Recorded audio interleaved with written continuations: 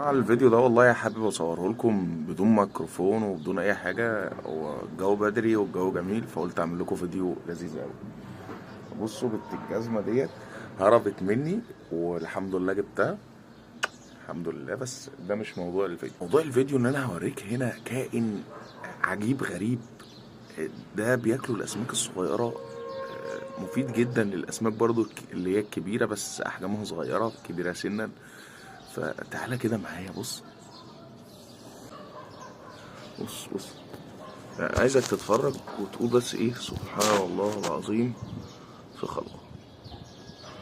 انا عايز اجيب لكم لقطة فيها الفوكس مظبوط، بس تعالى بقى ايه كبر لكم اقصى حاجة عشان نشوفوا الكائن. شايفين ما شاء الله سبحان الله يعني. هنا نسبة البروتين في بعض الانواع من الدفنية ديت بتوصل لحاجة و80%. انت عارف يعني ايه حاجة الكيلو منها 800 جرام منها ممكن يوصل لبروتين صافي. هو انا بس حبيت ان انا اوريكم الشكل دوت. انا في البلكونه صحيت بدري، انا عامل المنظر ده عندي يا جماعه.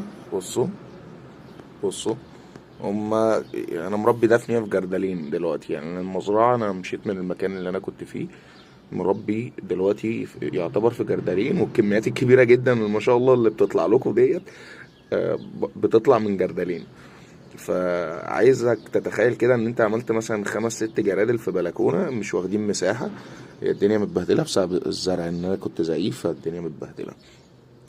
فان انت تبقى عندك جردلين وفي الانتاج ده، بص سبحان الله،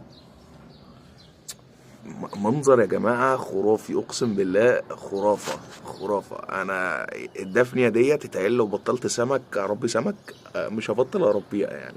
اظن ان انت لو هنا لغايه دلوقتي وما عملتش لايك، انا مش عارف اعمل لك ايه ولا ازيك في ايه. متنساش تعمل لايك، ويلا السلام عليكم.